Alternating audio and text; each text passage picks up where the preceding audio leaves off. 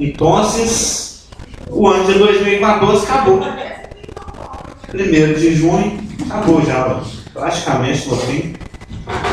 Estamos aqui reunidos na presença do Senhor Deus, no nome de Jesus, o qual nos renasceu. E nós vamos dar início à nossa escola dominical. Eu gostaria até de pedir, deixa eu ver, de fazer aquele sorteio de atos, né? Vai ser que escolheram os apóstolos, né? Você falou. Foi no Unidunité. Pastor Geraldo, já que ele está bonito, bacana, elegante. Ele está igual Moisés, reluzente, né? Refletindo agora. Senhor, fazer uma oração por nós. Senhor do Pai, em nome de Jesus, muito obrigado por esse dia, em nome de Jesus, obrigado por essa manhã domingo, obrigado por cada um aqui, já nesse momento, aqui estamos de time para cá, que o Senhor possa ter todos em segurança, oferecer para ver o casamento, Senhor, olha a unção do Teu Espírito neste momento, onde nossos corações, onde a Sua palavra, e comunica conosco nessa manhã os seus pensamentos, possamos sair daqui, hoje animados, Senhor, edificados pela Sua palavra, que nós vamos ter uma semana abençoada. Em nome de Jesus, o autor e consumador da nossa salvação, nós oramos e agradecemos. Amém. Amém. Eu não sei se os irmãos sabem, mas nós estamos seguindo. Já foram 5 meses. Né? Nós começamos no início desse ano, foi, pastor Geraldo? A estudar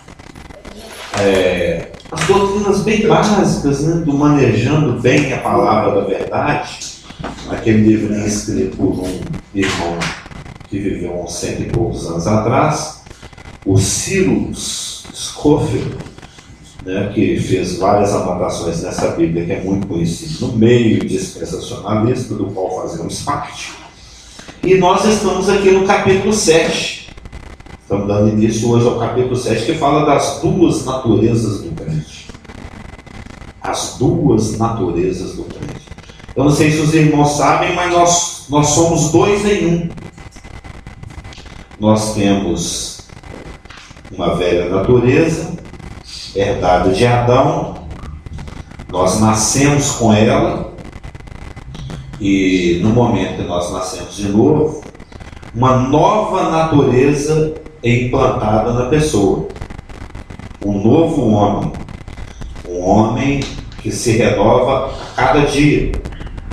Um homem que, como nós falávamos na quinta-feira passada na casa do pastor Geraldo, lá no bairro da Linda, nos estudos do milênio, um homem que vai sendo conduzido de glória em glória, como diz a Elaine, de glória em glória. Cada evento na vida dessa pessoa, a partir do momento que nasce de novo, seja ele um momento alegre, ou seja ele um momento funesto, né? Você conhece o funesto, né? Seja assim um evento funesto ou um evento alegre, um evento saltitante, ele está colaborando para a nossa glorificação, para a nossa maturidade, para o nosso progresso espiritual. Então é isso que nós vamos começar a ver hoje. Nós temos uma velha natureza que foi originada na primeira criação, que ainda é um eco da criação de Adão. Adão, ele viveu 950 anos, e Gênesis 5 fala que ele teve um filho. Dentro da genealogia que interessa, né? Ele gerou a Sete. Está em Gênesis 5:3. Viveu Adão 130 anos e gerou um filho à sua semelhança, conforme a sua imagem, e ele chamou Sete, né? Que é o substituto de Abel, que havia sido morto pelo irmão. Então, essa primeira criação, Adão, a gente sabe hoje pelas ciências tal, que é questão de DNA, reprodução dos ácidos ribonucleicos, né? Você já deve ter estudado isso, o DNA, a semelhança vai sendo transmitida de Adão, através de seus filhos, seus netos, e nós aqui hoje. Todos nós viemos desse único homem. Atos 17 fala isso. Paulo, num discurso, ele fala que de um só fez todos nós. Se não me engano, está em Atos 17. 17, 26. De um só fez toda a raça humana para habitar sobre toda a face da terra. Então, 17, 26. Nós sabemos, e vamos ver isso, principalmente no livro de Romanos, que é um livro extremamente doutrinário, que ele nos transmitiu essa velha natureza. Uma natureza ruim. Uma natureza que se esconde entre as folhas da filgueira. Uma natureza que, quando nós escutamos a voz de Deus, a gente se esconde. O conceito universal de Deus, que Satanás implantou em Adão, quando ele resolveu decidir que Deus é um mentiroso e que Satanás é que fala a verdade, nós aprendemos isso aqui em Santa Teologia, né? É que em Deus não se deve confiar. É isso que o velho homem pensa. Porque Satanás colocou essa dúvida. É assim que disse Deus?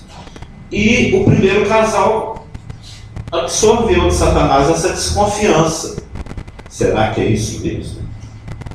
Será que Deus está sendo honesto? Será que eu posso confiar? Então, a visão que o homem tem de Deus, nós vamos ver, mesmo religioso, é que Deus, ele é injusto. Por que essas coisas acontecem? Por que tem um tsunami? Por que tem crianças com câncer? Porque quem vai no hospital vê como é que é hard. O hospital é uma coisa hard. Enquanto nós estamos vivendo aqui uma realidade tranquila, outros estão vivendo a tranquilidade de esbórnia, né? Lá nos hospitais, muita coisa ruim pode estar acontecendo. Então, os seres humanos, quando eles veem a dor, o sofrimento, a tragédia, eles duvidam do amor de Deus. Eles duvidam da justiça de Deus quando veem as coisas que acontecem. A gente sabe que são muitas coisas injustas. O ser humano natural, né, para usar uma linguagem de Coríntios, né, vamos chamar de um homem natural.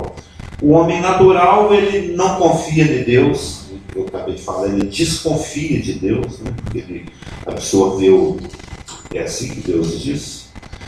Ele não consegue discernir as coisas de Deus.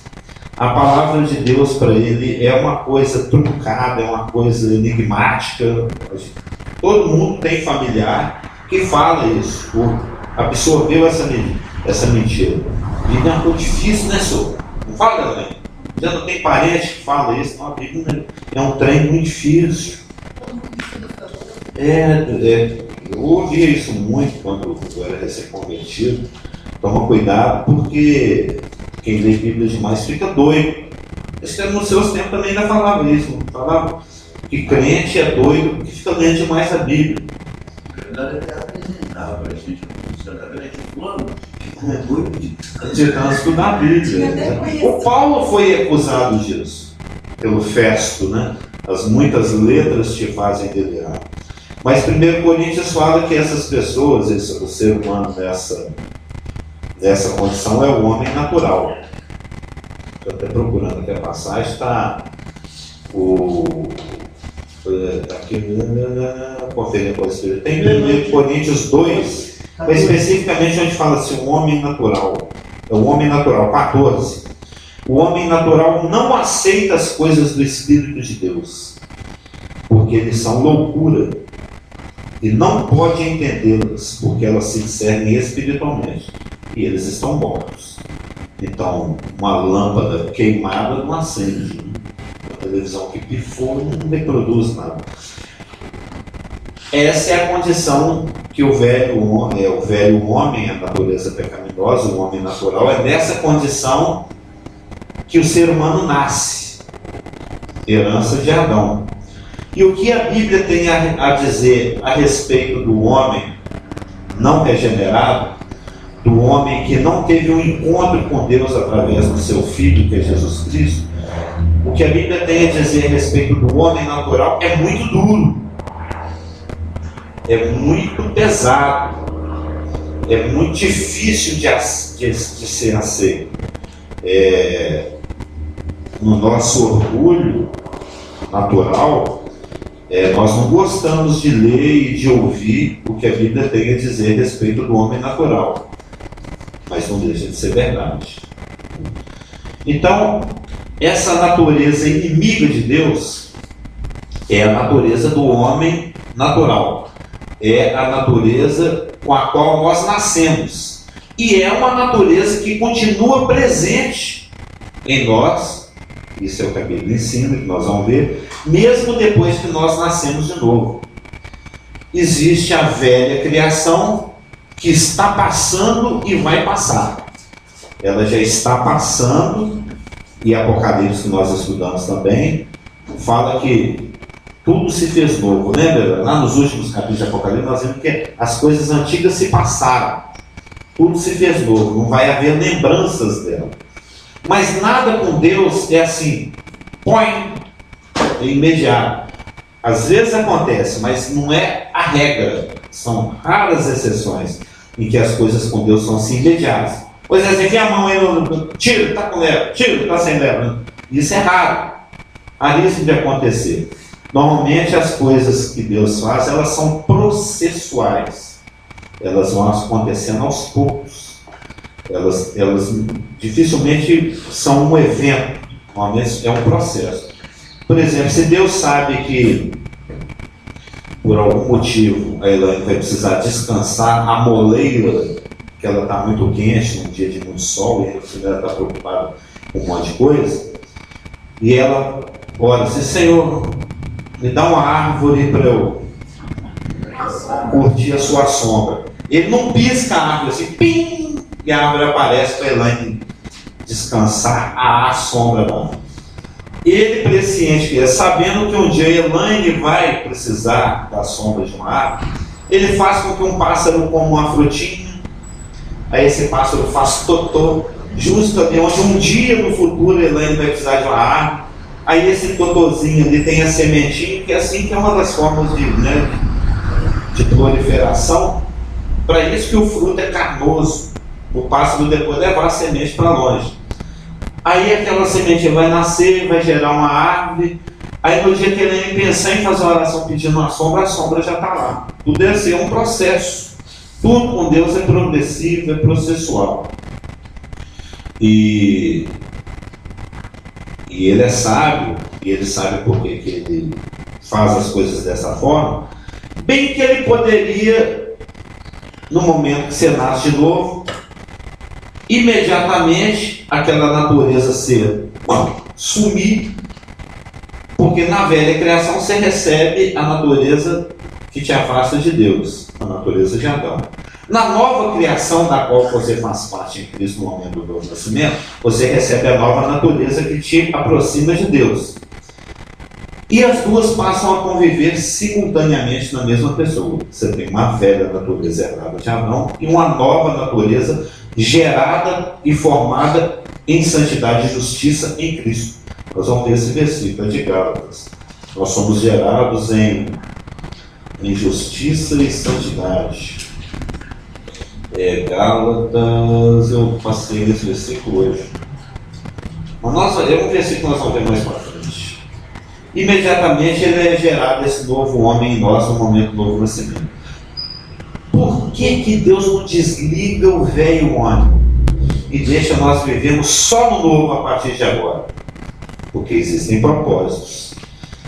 Ele permite que o velho homem ainda subsista, declarado morto e neutralizado. Nós vamos ver a palavra no grego. Nós até vimos isso em Apocalipse. É a mesma coisa que ele vai fazer com o anticristo, né? Lembra que nós nessa palavra também, o Rafs? Ele torna ineficaz. Né? É igual um tiro de espoleta. Por mais que você atira, o cara não morre. Aquilo ali já é espoleta molhada. Né? Não tem efeito mortal mais. Ele neutraliza. Se como ele vai neutralizar o anticristo, ele vai neutralizar a morte, nós vamos ver essa palavra. Ele neutraliza a velha natureza e deixa ela em você, para que você viva pela fé.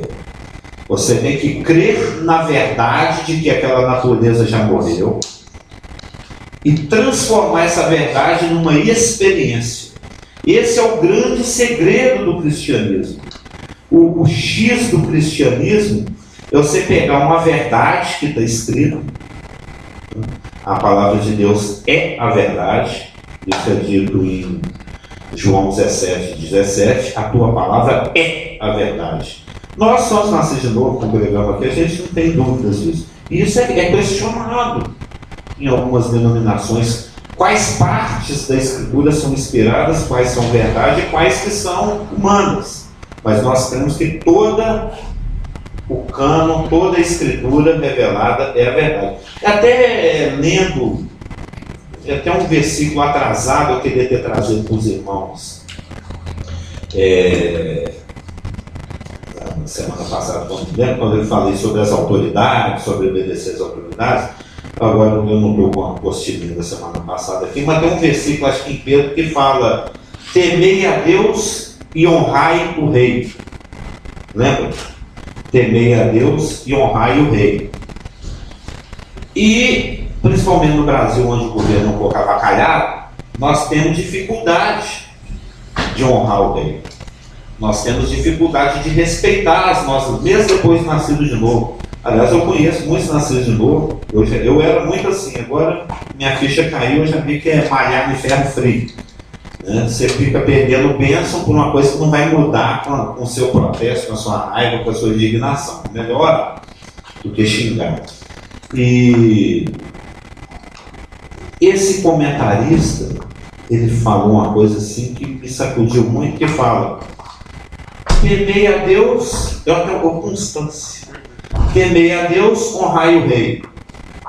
Tem gente que fala assim: não, eu temo a Deus. Deus bacana, eu amo a Deus, eu louvarei o meu Senhor.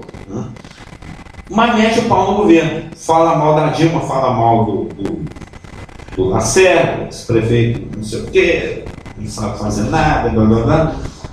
Você está anulando uma coisa com a outra. Bom dia, está quase aniversário, vai fazer 40 e poucos amanhã. E a colisão já está beirando 50 reais, né? Eu falei que é só 40 e poucos. Mas ele fala o seguinte: como é que você pode falar que teme a Deus se você não honra o rei? Se cai uma coisa, cai outra. Essa citação é só para citar a integralidade. Existe essa palavra? O quanto que a palavra de Deus é integral. Ela é íntegra. Ela não tem ruptura. Ela não tem aquilo que você gosta e o que você não gosta. O que você obedece e o que você não obedece. O que você quer e o que você não quer. O que é verdade e o que não é verdade. Toda ela é a verdade. Ou temer a Deus e honrar o rei fica junto, ou os dois caem juntos. Não tem jeito você temer a Deus e odiar o governo, querer que a Dilma morra. E olha que quando Pedro escreveu isso, honrai o rei na época era Nero. Um rapaz, uma pessoa que era profundamente anticristã, que inclusive foi o que deu a pena de morte para ele. O Pedro morreu, segundo a tradição, sob o governo de Nero. Então ele está dando um exemplo aqui, né? Honrai o rei. E o rei que ele tinha que honrar não valia nada. Então a palavra de Deus é integral. Ela é a verdade.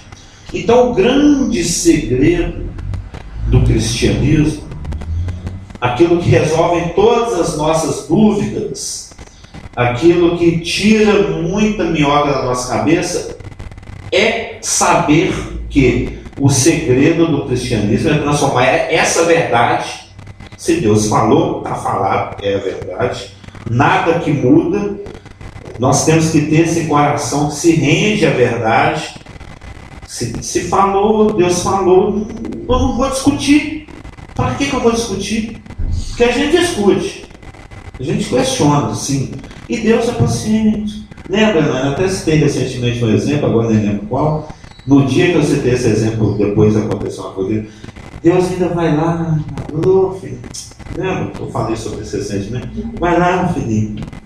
Faz negócio que eu pedi isso. Ele ainda tem esse carinho, essa paciência. O grande segredo do cristianismo é pegar essa verdade e transformar na sua experiência pessoal. É o barato, é o que Jesus mais elogiou, é sobre a prática da verdade. Bem-aventurados aqueles que a ouvem e as praticam. Lembra? Todo o discurso dele era voltado para isso. É lógico que vai existir altos e baixos, alguns vão estar num ritmo mais acelerado, outros vão estar mais lento, uns vão ter que apanhar muito, outros vão ter que apanhar menos. Cada um tem um nível de experiência. Cada um, a realidade é uma, a verdade é uma, mas experimentalmente cada um tem um ritmo. Daí a advertência de Deus para que nós não julguemos. Por que eu vou julgar o irmão? O outro está no ritmo dele, deixa Deus trabalhar com ele. Ele aprende daquele jeito. Eu aprendo no meu ritmo. Outro, né? Quase que eu lembrei de um slogan, de um cursinho de inglês. Não sei o que lá, diferentes precisam de métodos diferentes. Não tem uma coisa que escolhe. Como é que é? Alunos diferentes, pessoas diferentes? Pessoas diferentes precisam de métodos diferentes. É a mesma verdade, mas sendo aplicado com metodologias diferentes. Aquele ali eu vou levar com muito carinho, esse aqui eu vou dar umas pauladinhas, porque senão ele não acorda. E isso é muito individual, isso é muito particular, cada um tem um ritmo. E aí você vai ficar questionando, julgando como é que fulano é burro, sei lá, tal, idiota. Eu me chamo muito de idiota. Mas é no bom sentido, a gente já tem isso, já há 20 anos que eu me chamo de idiota. Eu não ligo. Porque às vezes eu sou idiota. Mas então, o que Deus tem a dizer a respeito da velha natureza, do velho homem, do homem natural, é pesado, é hard, mas é a verdade. Dura lex, sed lex, não é? Você conhece essa do latim? A verdade é dura, mas é a verdade. Ela é dura, mas é a verdade. E aí, esses versículos que eu vou citar, eles dizem respeito ao velho homem. É a condição do mundo perdido. É a condição do homem natural. Aí a gente fica assim, né? Agora que a gente já está aqui salvo, coitadinho, que pena, olha como é que ele é. Mas não esqueçamos que isso ainda está presente em nós. Que isso não deixou de ser verdade para os momentos em que nós andamos fora do Espírito. Se você anda no Espírito, você anda com aquela natureza nova que foi implantada, uma nova criação. E assim, se alguém está em Cristo, nova criatura é. As coisas antigas se passaram, na Escritura se fez novo. A palavra aqui no grego não é criatura no sentido unitário, não. É criação no sentido mais geral. Nós fazemos parte de uma nova criação que está chegando. A velha está passando, vai ter um dia que vai acabar de passar com estrondo. Pedro falou sobre isso, o Apocalipse 20 também fala.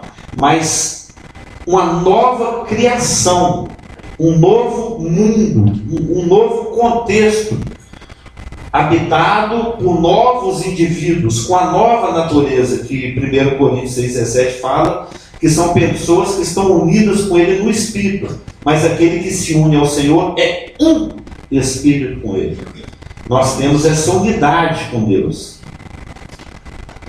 Num certo sentido, Deus é nós é Deus. Assim como o marido é a mulher é o marido. É uma unidade. Se torna um só. É um versículo que me chama a atenção, me chamou uma época atrás, que quando Deus criou Adão, a forma como ele chama, Gênesis 5:2 fala: homem e mulher os criou e os abençoou, e lhes chamou pelo nome de Adão. Lhes chamou. Quando ele olhou para Adão e Eva, qual que é o seu nome? Adão. Os dois eram um só, é uma pessoa só, unidas. É a unidade, exatamente. Ele lhes chamou pelo nome de Adão. Isso está lá em Gênesis 5:2. Eu achei esquisito isso. Em primeiro é errado aqui, ó. Ele chamou, né? Não? Mas é porque Adão e Eva é uma pessoa só. O marido e a mulher é uma pessoa só. O nascido de novo em Jesus Cristo é uma pessoa só.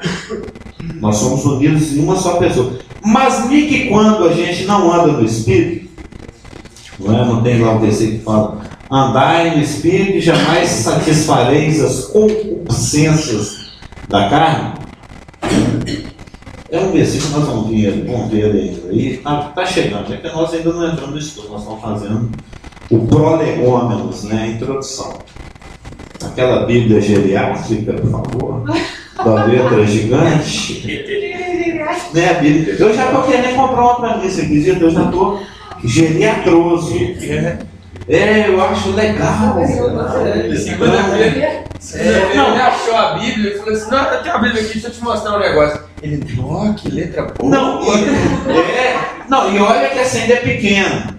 Eu já conheci uma senhora que ela tinha para ela ler a Bíblia, ela tinha um negócio desse tamanho aqui, assim, para apoiar. A Bíblia era uma grandona, a letra era. Mas eu tenho de lá duas mãos. Não tem? Tem uma grandaça mesmo. O letrão é desse tamanho. E ela enxergava um pouquinho assim, ó. E a letra assim, quase caindo. Tão grande. 3 versículos por página. Né? Precisa, né? Mas que bom, né? Tá ali querendo ler a palavra. Mas nem que quando a gente não anda no Espírito, nós vamos ver essas questões. Nós estamos andando nesse velho homem aqui, que é tão mal falado pelas Escrituras. Então, que os irmãos tenham isso em mente, que essa é a realidade, é a verdade a ser dita, que as Escrituras falam a respeito do homem natural, na sua situação afastada de Deus, mas que também é a condição da natureza que ainda permanece em nós. E que nós vamos ver que nós devemos, pela fé, considerar já morta, porque ela já está morta, neutralizada, nós vamos ver a palavra no grego. Então, essa realidade ainda pode vir a ser a nossa realidade. Porque um dos grandes enganos que persiste no cristianismo, e isso é religião, isso é doutrina de Satanás, é que isso é Tiatira, né? A igreja de Tiatira, de Apocalipse, é que nós devemos viver pelo certo e pelo errado. A gente tem que fazer sempre o que é certinho e evitar o que é errado. Isso não deixa de ser uma verdade. Mas essa não é o prisma através do qual nós enxergamos e devemos ver a vida. Nós vamos ver. O crente, ele vive por aquilo que gera vida e aquilo que gera morte. Quando você age na velha natureza, a natureza morta, a natureza declarada morta, a natureza declarada e efetivada morta pela cruz, você está gerando morte. E quando você age pelo Espírito, pelo novo homem, pela nova natureza, isso gera vida. Ainda que possa doer, ainda que pegue mal, ainda que a pessoa não concorde, ainda que a pessoa não aceite, mas você está falando do Espírito, pelo Espírito, no Espírito, com o Espírito, com a nova natureza, aquilo é a verdade. E é aquilo que é o que a pessoa precisa ouvir. Não tem vários versículos que falam sobre isso. Leais são as feridas dos que amam. Tem uns 3 aqui ao mesmo tempo, eu só puxei isso, mas tem vários. Tem vários. Como é que fala? Tem um monte de. Melhor é a repreensão franca do que o amor. É isso que eu estou tentando lembrar. É que ele está debaixo do amigo que ajuda o outro, e com fé amola o outro. Já esfregou uma faca na outra? Para elas ficar amoladas? Tem esse sentido também no hebraico, lá do versículo também. Mas esse aí, melhor é a palavra franca do que um amor encoberto. Ou seja, se você está no Espírito, pode falar. Nem que a Jezabel vai correr atrás de você depois, mas fala. Né? Nem que depois eles queiram cortar a sua cabeça, mas fala. O Herodes tem que ouvir. Então, o que as Escrituras dizem a respeito da velha natureza? Salmo 51:5 é um salmo que Davi escreveu depois daquela mancada que ele deu, né? É um salmo de pedido de perdão. Bom dia, tudo bem? Diz o seguinte: eis que em iniquidade fui formado, e em pecado me concebeu minha mãe. Ou seja, a pessoa, ela já nasce, Salmo 51:5, ela já nasce, ela já tem como herança Isso. Ela já nasce com uma natureza que tende a se afastar de Deus. Cada um de nós é formado em iniquidade e concebido em pecado. Cada um de nós. Não existe exceção. A única exceção nós sabemos quem foi, que foi Jesus Cristo. Está lá em Lucas 1, tem todo um contexto. O que mais que as Escrituras têm a dizer a respeito do homem natural, da situação do homem natural e da situação da natureza que nós ainda arrastamos? Eu estou falando a palavra certa. Nós vamos chegar nesse texto ainda. Lembra do Paulo, ele desesperado, falando lá em Gênesis, em Romanos, se não me engano é 7:24, desventurado o homem que sou. Nós ainda vamos estudar porque o contexto mesmo do nosso assunto está lá, né? O texto áureo, como diz nas revistinhas de escola dominical, é Romanos 7, de 7 a 25. Nós vamos ir nele ainda. Não sei se hoje, daqui a um domingo ou dois, é o texto máximo, né, para esse estudo. As duas naturezas do reino. Nós temos a velha e a nova. Desventurado o homem que sou. Quem me livrará do corpo desta morte? Paulo está desesperado. Quando o Espírito Santo revela para ele escrever com os romanos para ficar para todos nós, essa realidade. Que mesmo depois que você nasce de novo, você ainda carrega um cadáver. Você ainda carrega um defunto. Você ainda carrega uma velha natureza que deve ser subjugada pela fé no poder do Espírito. Nós vamos ver as palavras mortificadas e tal. Lembra quando o pastor Cliff ele falou do cheiro de morte e o cheiro da vida?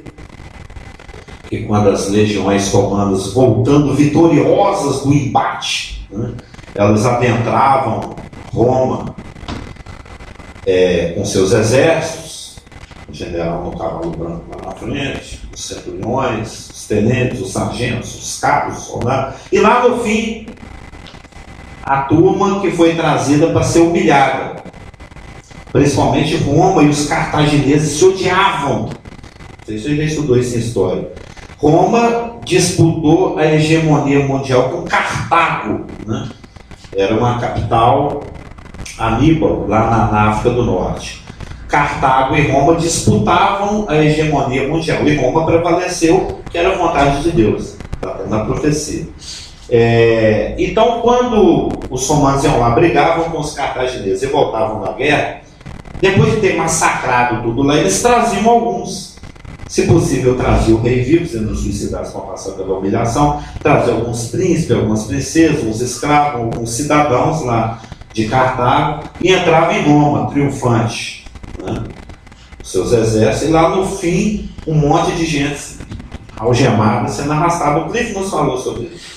E quando a procissão passava, as ruas estavam cheias de gente, a bandeirinha ganha mais um. É igual o Brasil, porque o futebol é isso, é a guerra de um outro jeito, né? O pessoal estava todo mundo lá, Romil, né? A gente vai gritar Brasil, eles gritavam Romil, né?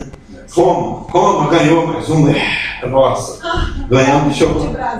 Romil, a ficha dela é grossa.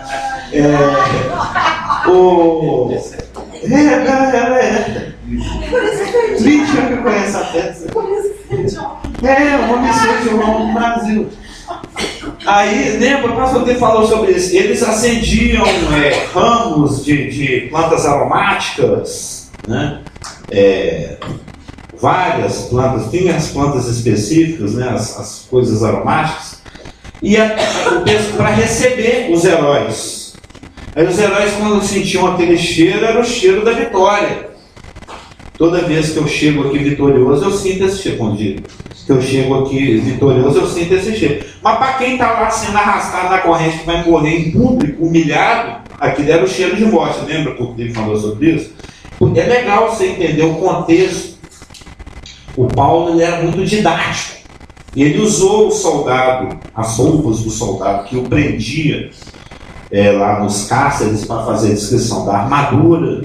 Tem várias situações onde ele usa uma situação física, cultural, histórica para ilustrar uma verdade espiritual. Aqui nesse texto de Romanos 7, 24, desventurado o homem que sou, quem me livrará do corpo desta morte, ele falando da velha natureza que nós arrastamos, por isso que eu usei a palavra arrastamos, tem esse tchan também de história. Porque uma das formas de se punir, muitas pessoas já devem ter ouvido isso que eu falo, uma das formas de se punir, dependendo do crime, por exemplo, para cada crime um tipo de punição, isso é até na nossa lei, que é herança de Roma, né? Mas no caso do homicídio doloso, é o doloso, né? Não é o culposo. Com intenção. Com intenção. Eu vou.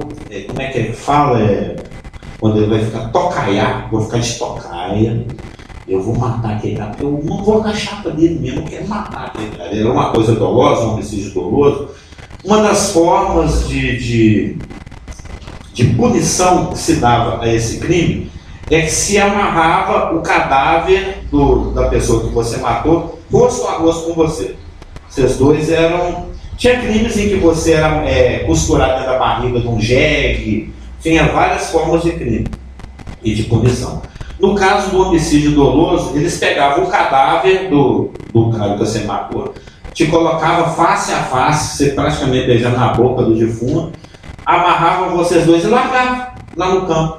À medida que aquele cadáver ia decompondo e os vermes iam comendo aquela carne toda do defunto, eles iam te comendo vivo também. Então era uma forma, eu acho que justa de punição. Porque já que você matou, então ele é seu. Fica para você. Te amarrava abraçado com o defunto e deixava vocês dois ser comidos pelos vermes lá, jogados no campo. Não era, o romano era justo. A justiça romana era perfeita. Nós herdamos ela. A gente distorce aqui no Brasil, mas na concepção dela, ela foi bem feitinha. E é isso que o Paulo está tendo em mente aqui quando ele escreve Romanos 7, 24. Quem vai me livrar desse Saulo? Eu agora sou Paulo. Botou com um Saulo aqui abraçado comigo. Como é que eu faço? Aí depois tem o triunfo lá de Romanos 8, né? Daqueles que não andam segundo a carne, esse não é pastor geral. É o versículo que o pastor Geraldo gosta. Nenhuma condenação há para os que estão em Cristo Jesus que não andam segundo. Não é? Ele está dormindo, ele ainda não entendeu a piada. Na segunda parte do versículo nós não gostamos. Porque não tem. Ou seja, em Cristo nós estamos livres desse defunto. Em Cristo nós estamos livres desse Saulo, desse velho Carlos, dessa velha Elaine. E o que as Escrituras têm a dizer a respeito desse velho Carlos, desse velho Saulo, dessa velha Elaine, desse velho homem, dessa natureza morta, desse cadáver que nós carregamos ainda e devemos subjugá-lo pela fé no poder do Espírito, é que ele foi formado em iniquidade e concebido em pecado. Salmo 51, 5. Eu não lembro o nome desse pastor. Você lembra que tinha... vocês chegaram aí em algum estudo daqueles que tinha na casa era lá no Barreiro, é Luzimara que chama aquela irmã, né? Edinamara, casada com aquele motorista, né? Tinha uns estudos lá, acho que era nas quintas-feiras. O Thelmo me levava de carona toda quinta. E teve uma vez que tinha um pastor norte-americano que estava nos visitando, um que tinha umas 830 cicatrizes pelo corpo. Você lembra desse pastor? Ele jogava aquele negócio, hóquei no gelo. Ele tinha umas 300 cicatrizes. Ele tinha cicatriz no rosto, uma perna no braço. Você não lembra dele, não? Eu não vi esse negócio da cicatriz pra mim. Eu não lembro o nome desse pastor. E teve uma vez que quem dava o estudo lá na época tinha esse privilégio, esse preletor que eu vos falo. Mas nesse dia o pastor, nosso antigo pastor, o Mark, ele pediu, falou, deixa o pastor visitante falar. Eu falei, beleza. E ele tocou justamente nesse assunto da questão das duas naturezas. E a gente lê esses versículos de Salmo 51, 5, nós vamos ler daqui a pouco 17, 9 de Jeremias e outros versículos, que falam da realidade do velho homem. E a gente tem a tendência de pensar na terceira pessoa, ele, lá, eles. Né? A gente não gosta muito de se autodepreciar, né? De aceitar a verdade a respeito do que realmente nós somos, e que não deixa de ser verdade. Aí ele foi muito didático, esse pastor visitante, e justo eu fui pego para a vítima, né? Porque quando a gente lê, Paulo fala dessa situação, né, que é dentro do nosso assunto aqui, não há um justo nenhum sequer, não há quem entenda, é esse contexto aqui de Romanos 3, de 10 a 18. Romanos 3, eu já falei isso aqui uma vez, não é bom repetir. Romanos 3, de 10 a 18, ele descreve o velho homem. Ele descreve o homem natural. Por mais que esse homem ele seja, homem ou mulher, falando assim de gênero, seja cheiroso, bonito, educado, requintado, de fino gosto, né? Erudito, religioso, pode ser judaísmo, pode ser islamismo, pode ser cristianismo, não importa de que religião for, né? Um budista muito tranquilo, muito zen, muito calmo, muito controlado, muito filantrópico, ajuda o próximo, faz de tudo, e isso tudo das Escrituras não conta em termos de efetividade para a salvação. Por mais virtuoso moralmente, qualquer coisa que a gente elogie, que seja característica daquela pessoa, não consegue anular a natureza intrínseca, inerente, que está lá dentro de cada um de nós. E que está descrita aqui em Romanos 3, de 10 a 18, que é a realidade do velho homem. E que é a nossa realidade quando nós não andamos no Espírito. Porque ela ainda está presente. Nós possuímos duas naturezas. O que a gente tem que fazer é matar esse velho. Não tem uma musiquinha, mata o velho, não tem? Não é você não. Tem que matar o velho. A velha natureza. Essa é a arte de ser cristão, matar o velho todo dia. Ela já está morta, não é isso? Não, matar, nós vamos ver no grego. Porque o grego aqui ele tem duas conotações. Porque por enquanto nós estamos fazendo um preâmbulo. Depois nós vamos entrar no grego provavelmente. O mortificar-se lá que o Paulo fala. Que a gente estava falando aqui a mesma palavra que é o que Cristo vai fazer com o anticristo na sua vinda, ele vai fazer com a morte no final. Ele é declarado inefetivo, inoperante, mas você tem que fazer isso, se tornar experiência. O segredo do crente é transformar verdades em experiências pessoais, né? É nesse sentido. Então tem que matar o velho, não o Amâncio. Não. Deixa o Amâncio vivo, ele é bonzinho, ele é bacana, deixa.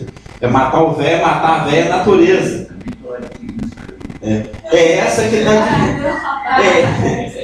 Essa que está descrita aqui em Romanos 3. Ó. Olha só como é pesado. Como está escrito. Não há justo. Romanos 3, de 10 a 18. Nenhum sequer. Não, nem o Dalai Lama, tadinho. Ele é tão gente boa, né? Não há. E as frases dele são bacanas. Ontem eu li uma no açougue fantástica. Eu estou lá no açougue comprando café, uma frase do Dalai Lama. Não é que ele tem razão nesse aspecto. Mas bem. Não há justo nenhum sequer. Porque a palavra fala, não tem ninguém. Não há quem entenda, não há quem busque a Deus. Todos se extraviaram. Unanimemente, né, a uma se fizeram inúteis. Não há quem faça o bem. Não há um sequer. A garganta deles é sepulcro aberto. Com a língua urdem engano. Segregam, né, produzem. Veneno de víbora está nos seus lábios. A boca eles a têm cheia de maldição e de amargura. São os seus pés velozes para derramar sangue. Nos seus caminhos a destruição e miséria. Desconheceram o caminho da paz. Não há temor de Deus diante dos seus olhos. Essa é a realidade do ser humano quando nasce. E ele vive nela a vida inteira, por mais que ele não aceite.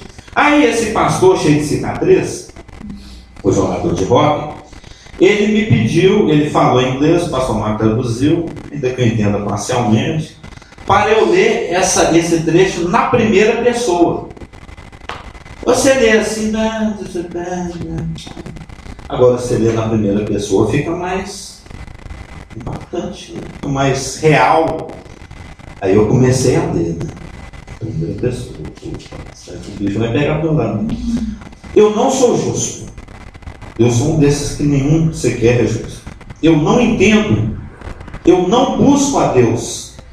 Eu me extraviei. Eu me fiz um inútil. Eu não faço bem. Nenhum sequer. Nenhum benzinho sequer. A minha garganta é um sepulcro aberto. A minha língua só fala enganos. Eu estou cheio de veneno de víbora nos meus lábios. A minha boca está cheia de maldição e de amargura. O meu pé é veloz para derramar sangue inocente. No meu caminho só tem destruição e miséria. Eu desconheço o caminho da paz. Eu não tenho temor de Deus diante dos meus olhos. Essa é a realidade do velho homem, cada um de nós, quando nasce, e é a realidade que nós escolhemos viver quando a gente resolve chamar Deus de mentiroso, quando não acredita em algo que Ele fala. Até que venha tomar uma aguinha, né?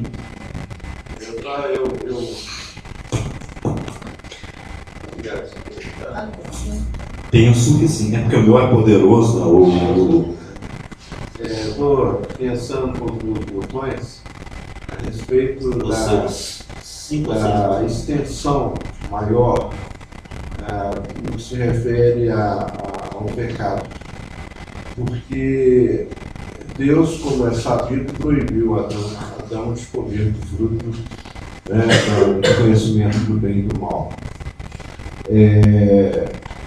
E ele foi, certamente, como está escrito com a dúvida, Satanás seduziu, enganou Eva e automaticamente também Adão, porque ele também caiu na conversa. Né?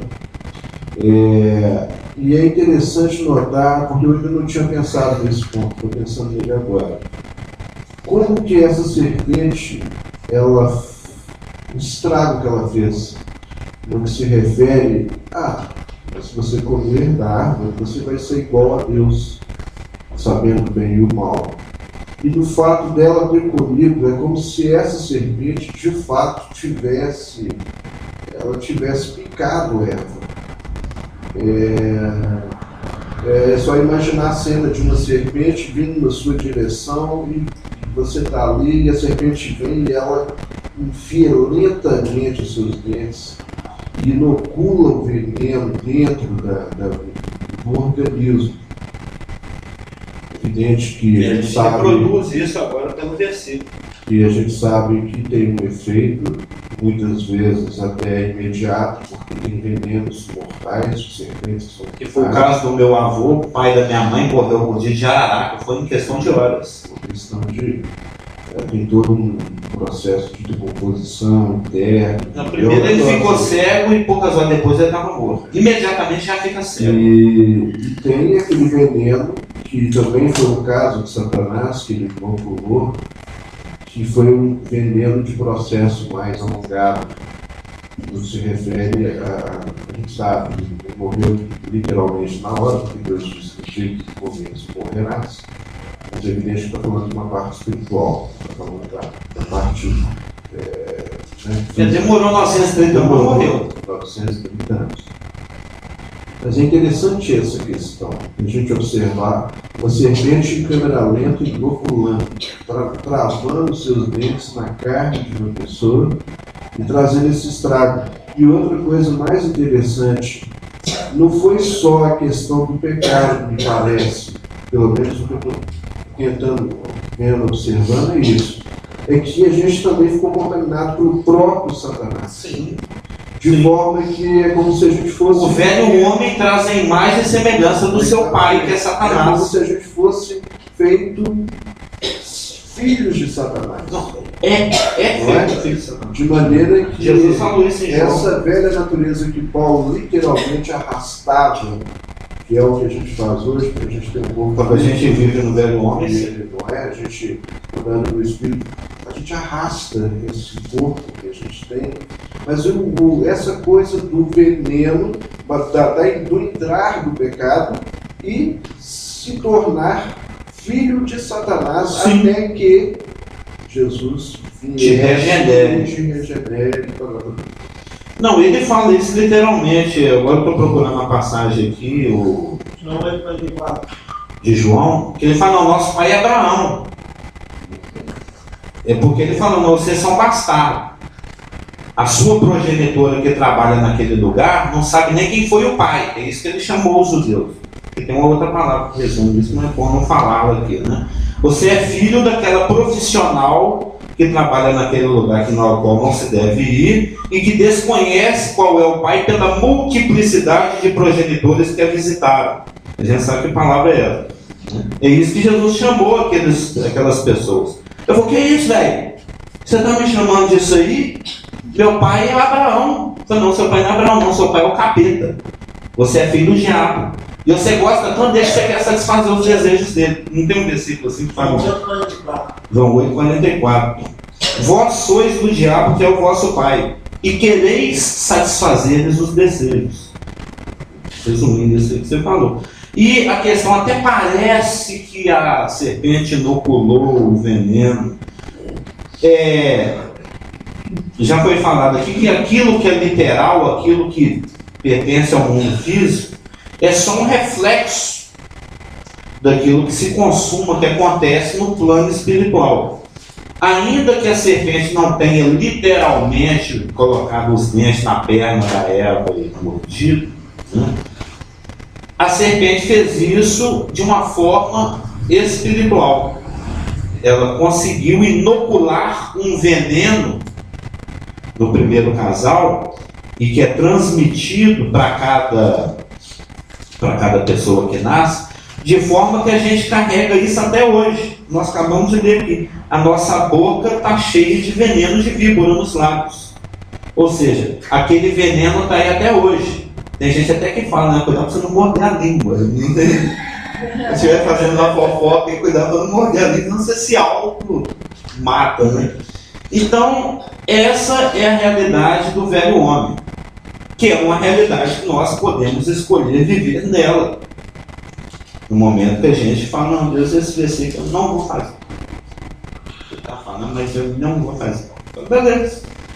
Nós vamos dar uma voltinha aí, mas nós vamos voltar nesse ponto. Porque quando a gente resolve desobedecer, você só está atrasando o seu progresso. Deus não vai desistir daquele ponto. Deus já deu umas mancadas aí que 20 anos depois ele acabou. Ele falou, não.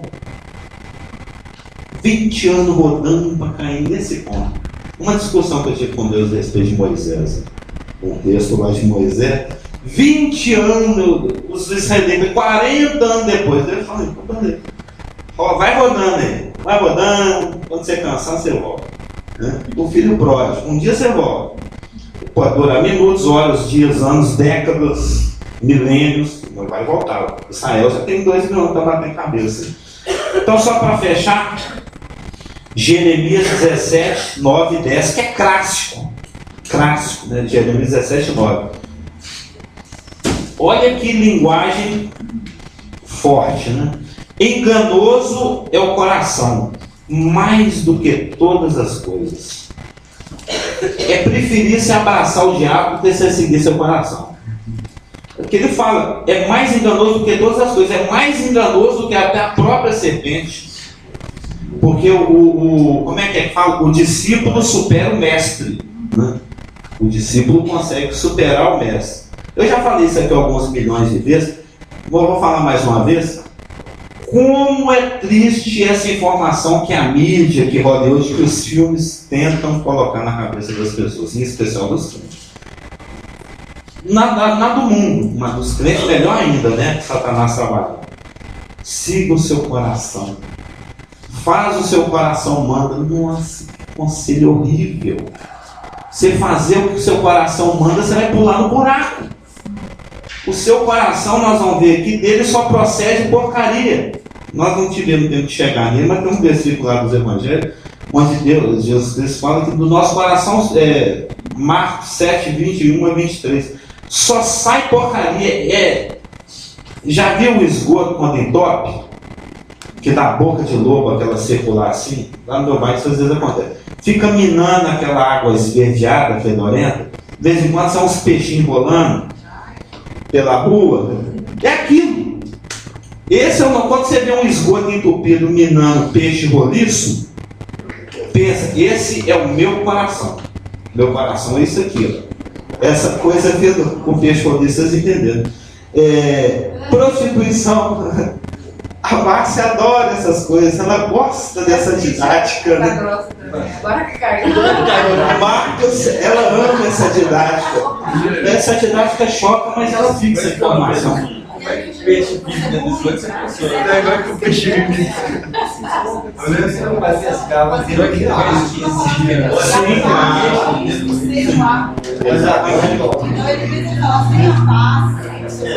A Elaine está lembrando ali que desde que a paz de Cristo esteja administrando impedimento, né?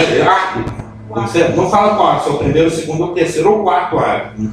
Digamos que seja os quatro. Desde que ela não citou o versículo, mas eu sei que está na Bíblia. Desde que a paz de Cristo seja o árbitro do seu coração, que ele é que fala quando é que o gol vale, quando é que você tem pedido, quando é que você tem que tomar cartão amarelo ou vermelho, aí está valendo. O coração administrado por Satanás é Marcos 7, 21 a 23. Prostituições, homicídios, furtos, avareza, maldades, engano, solução, inveja, blasfêmia, soberba e loucura. É só porcaria. É Marcos 7. Não, esse coração. Enganoso é Jeremias 17, 9. Enganoso é o coração mais do que todas as coisas, e desesperadamente corrupto. Quem o conhecerá? O Senhor conhece. Então cuidado com essa bomba. Eu já falei, é uma bomba. Explode o tempo inteiro, vamos dizer, ela explode. Amém? Então esse é o início do nosso estudo, as duas naturezas do crente. Semana que vem a gente continua olhando a velha, que tem que ser morta, mata o velho, não lembra, mas deixa ele ali. E vivamos pela nova natureza. Amém? Nós horários já está quase na hora. Paizinho amado querido, em nome de Jesus, muito obrigado pelas verdades que a tua palavra nos diz, que a gente tenha a integridade, a honestidade e a felicidade de considerá-las verdadeiras para cada um de nós. Que essa verdade nos guie a cada um, nos dê a unção e nos dirige. E por que sentir nada podemos fazer, que oramos em nome de Jesus.